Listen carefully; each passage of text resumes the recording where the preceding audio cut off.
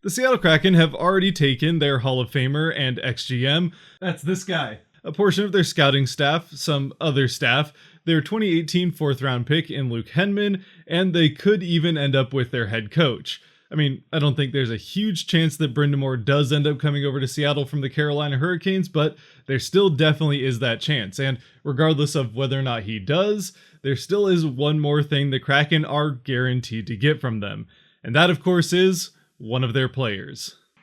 Now,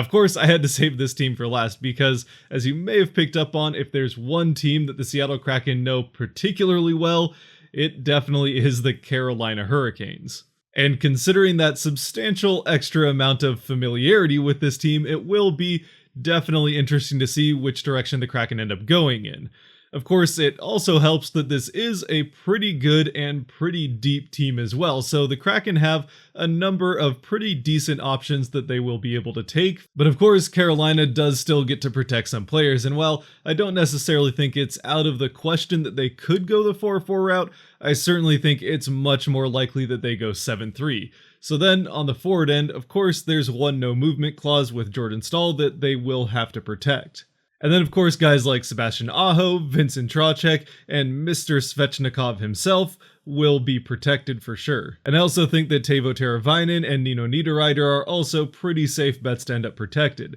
And then that 7th and final slot, I think, probably goes to the soon-to-be RFA Warren Foegele. So all in all, on the forward end, I think things are pretty straightforward there as far as the protection list is concerned, at least assuming they do protect the 7 forwards. On the defensive end, though, there is a little bit of a different story here. Now, there aren't any no movement clauses or anything like that to muck things up on the defensive end. However, the one player who would look like the most obvious one that they would want to protect in Dougie Hamilton still doesn't have a contract extension for next season and is currently set to be a UFA. So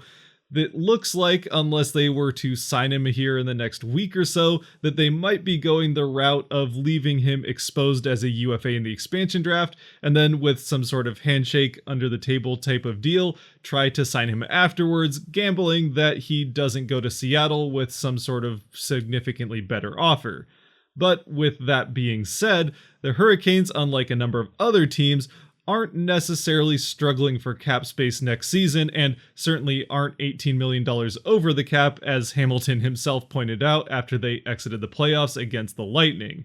So there is a good amount of cap space that they have to play with that would make it a little bit harder for the Kraken to outbid them, especially considering they wouldn't know what had been offered to Hamilton potentially coming into the expansion draft. Meanwhile, I think that both Jacob Slavin and Brett Pesce are pretty much locks to be protected, which then means they still have one more spot that's left open, and in this case, I think that's pretty likely to go to Brady Shea. Of course, with the other option being potentially protecting a younger player in Jake Bean. And then in goal, they actually have somewhat of a similar situation going on here, where both James Reimer and Peter Mrazek are again set to be UFAs without extensions just yet for next season, which then means they are free to protect Alex Nedeljkovic. Of course, part of the reason that they can consider going this route of exposing Dougie Hamilton as a UFA would be the fact that they still would be covered as far as exposure requirements are concerned, even if this was the protection list that they went with. So as we start looking now at some of the players this would leave available for the Kraken to pick from,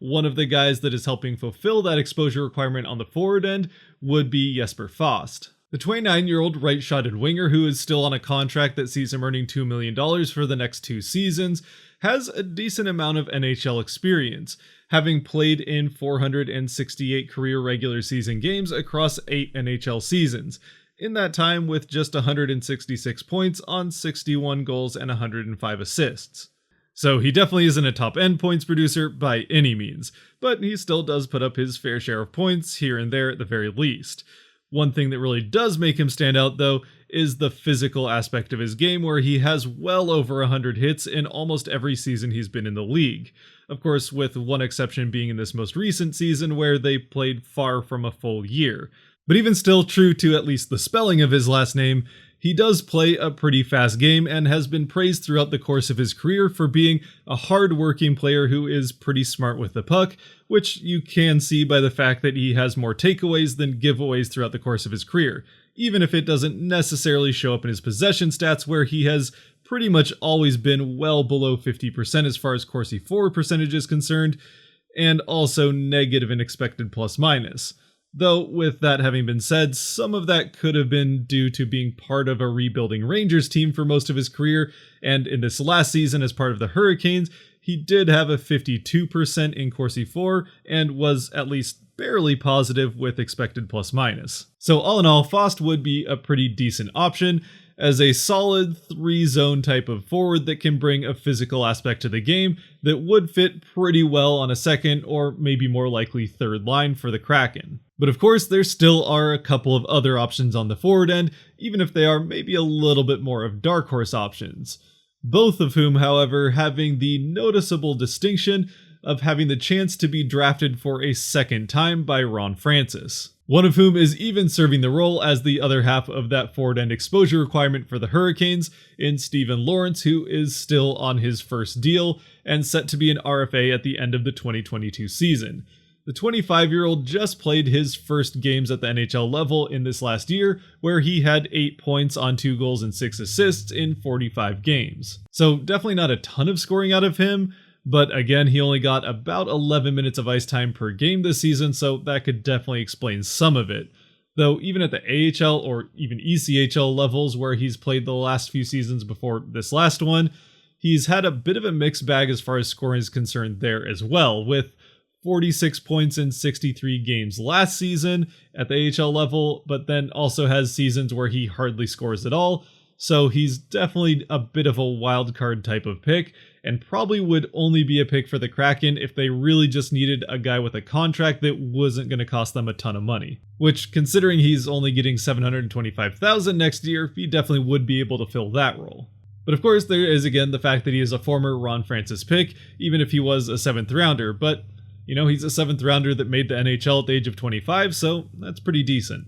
Probably a more likely option though on the forward end of a younger former Ron Francis pick would be the guy that he picked in the 3rd round of the 2017 entry draft in Morgan Geekie. Now, Geekie did just have 9 points on 3 goals and 6 assists in 36 games this year, but he also did that with less than 10 minutes of ice time per game. Plus, for what it's worth, in the 2 games that he got last season making his NHL debut, he had 4 points with 3 goals and an assist. And again, though it's another small sample size, with the 2 AHL games he played this year, he put up another 5 points with 4 goals and an assist. So definitely pretty decent goal scoring in that little amount of time. Plus, in the other AHL experience he's had in the previous 2 seasons, he's scored over 40 points in each one, including 22 goals last year. So this is definitely a guy that can put up some points. Of course, then the question just is, can he do it on a consistent basis at the NHL level? We're just going to have to wait and see whether or not he can, but this is, again, a younger player that still has plenty of years left ahead of him, as he will be turning just 23 the day before the expansion picks are announced. So if he were to get picked by the Kraken and drafted by Ron Francis for a second time, that definitely would be an interesting birthday present for him. Moving over now to the defensive end though, one of the guys who does get talked about quite a bit when it comes to who the Kraken could end up taking from the Hurricanes would be Brady Shea. The former Rangers first round pick, who recently turned 27, has now played in 366 career games across 6 NHL seasons. In that time putting up 123 points on 28 goals and 95 assists. So certainly nothing special as far as points production is concerned, but still pretty decent for a defenseman, though that did fall off quite a bit this year as he put up just 10 points in 52 games in his first full season with the Hurricanes. And another part of his game that seems to have gone somewhat dormant in Carolina since coming over from the Rangers last year would be the physical aspect of his game, as for the Rangers he was putting up well over 100 hits per season. Meanwhile, for the Hurricanes in 52 games this year, he had just 66. So that could be partially due to playing a different role for Carolina, but it is a significant drop off there as well.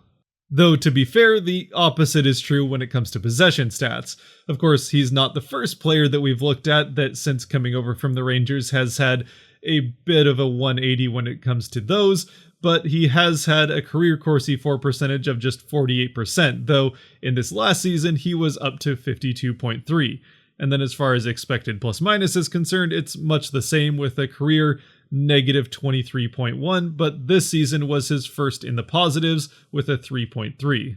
So it's hard to say that the Hurricanes got exactly what they were looking for out of Shea this season. But again, to be fair, this was a pretty unique season to say the least, and he did play an important role on their defense as a top 4 defenseman. And it's because of that, and also the fact that finally the Canes are once again coming into another window of time where they are ready to win now and try to make deep runs into the playoffs. So because of that and the fact that Shea is ready to produce for them at the NHL level, I think they're gonna want to try to protect him if they can figure out how to do it.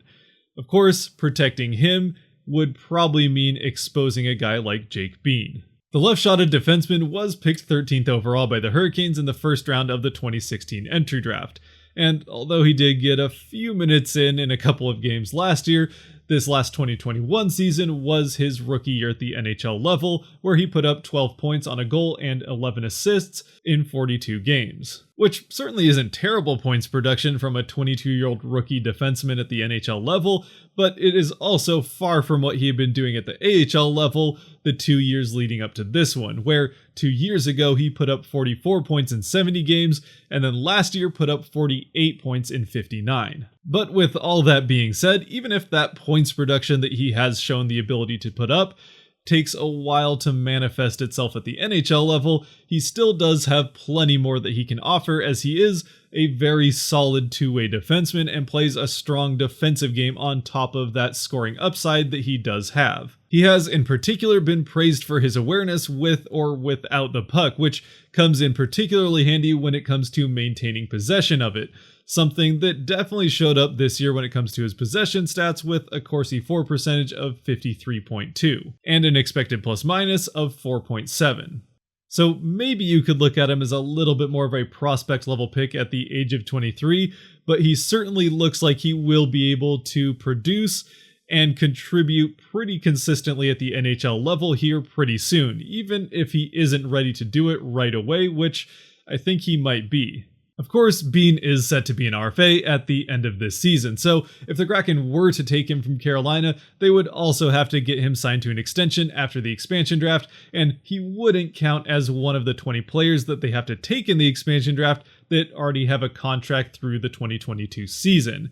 But with all that having been said, also remember that taking an RFA does not come with the same risk as selecting a UFA in the expansion draft. Because if the Kraken were to take a guy, say, like Dougie Hamilton, who's set to be a UFA, he could very well just say no to whatever offer the Kraken give him, and then just go back to Carolina, or I guess somewhere else in free agency after the fact, which would then leave the Kraken with having basically taken no one from Carolina and wasted that opportunity. Meanwhile, an RFA still comes with the control of the Kraken being able to match any potential offers that that player were to see in free agency if they were to get to that point. Of course, again, as they can only take 10 of these soon-to-be RFA players, they do have to choose somewhat wisely, but it is something I could definitely see them doing, especially considering, once again, that with Jake Bean in particular, remember, this is a guy that Ron Francis has already drafted once, 16th overall in an entry draft, so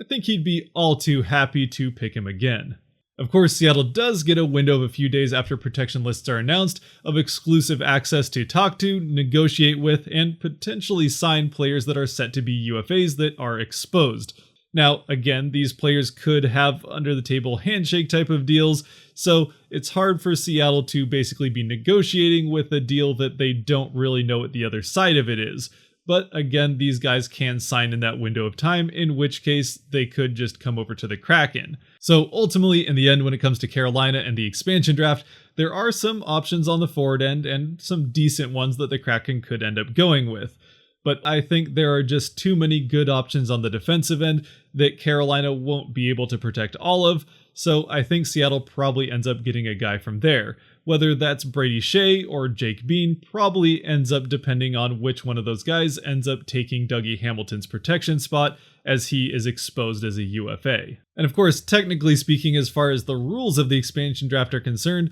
there's nothing stopping Hamilton, if he were to expose, to sign with the Kraken, other than, of course, just goodwill and wanting to stay in Carolina and going with whatever they may have agreed to pay him before the expansion draft. But I think it's safe to say it would be a shock to everyone if he, or really even Mrazek, were to come to Seattle. Of course, the final option is some sort of side deal or trade between Carolina and Seattle.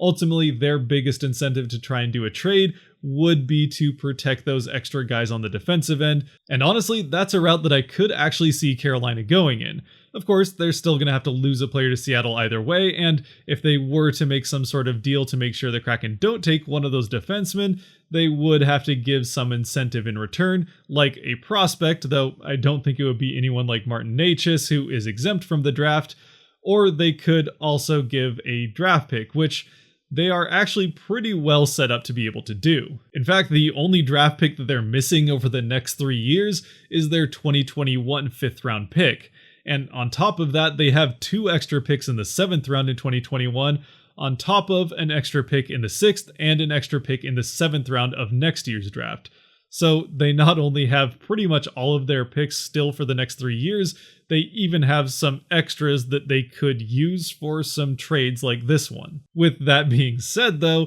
if they are trying to protect a guy like Bean from being taken, who again is a former first round pick from just a few years ago and looks to be NHL ready, they're probably going to have to part with at least one pretty high pick, which could be either this year's first, next year's first, or some combination of picks. And of course, as is the case with any trade, Seattle could always just say, nope, we want Bean, and just go ahead and take him. So it definitely will be a very interesting situation to watch with Carolina in particular, again considering how familiar these two front offices already are with each other. So I'd love to hear your thoughts down in the comments section as to what you think this protection list will end up looking like, what Carolina could do to try and protect all of the defensemen they don't want to lose, or in the end, ultimately who you think Seattle could end up getting. Otherwise, we have reached the end of this one, so if you have made it to this point, thank you very much for watching. If you did like or enjoy this video, there are buttons for that kind of stuff down below.